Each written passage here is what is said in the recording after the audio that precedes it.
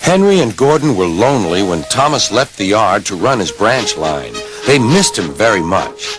They had more work to do and had to fetch their own coaches. The big engines thought they were too important to fetch coaches. James grumbled too. "We get no rest, we get no rest," they all complained. But the coaches only laughed. "You're lazy and slack, you're lazy and slack," they answered. Altogether, the engines were causing Sir Topham Hatt a great deal of trouble. The big stations at both ends of the line each have a turntable. Sir Topham Hatt had made them so that the tender engines can be turned round, because it is dangerous for them to go fast backwards. Little tank engines like Thomas don't need turntables. They can go just as well backwards as forwards. But to hear Gordon talk, you would have thought that Sir Topham Hatt had given him a tender just to show how important he was.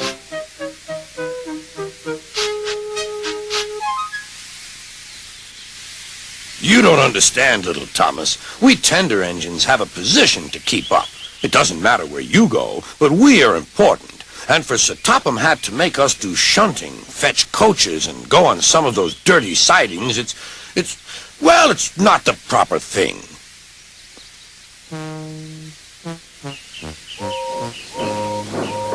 Thomas chuckled and went off with Annie and Clarabelle. "Disgraceful," Gordon hissed as he ran backwards to the turntable. The turntable was in a windy place close to the sea, and if he was not on it just right, he put it out of balance and made it difficult to turn. Today, Gordon was in a bad temper, and the wind was blowing fiercely. His driver tried to make him stop in the right place, but Gordon wasn't trying.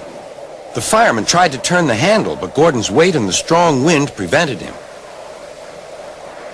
"It's no good," they said at last. "Your big tender upsets the balance. If you were a little tank engine, you'd be all right. Now you'll have to pull the next train backwards." "Look," called some boys. "There's a new tank engine." "Oh, it's only Gordon back to front."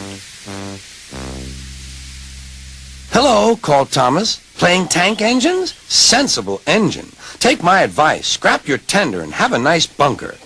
Gordon said nothing. Even James laughed when he saw him. "Take care," hissed Gordon. "You might stick too."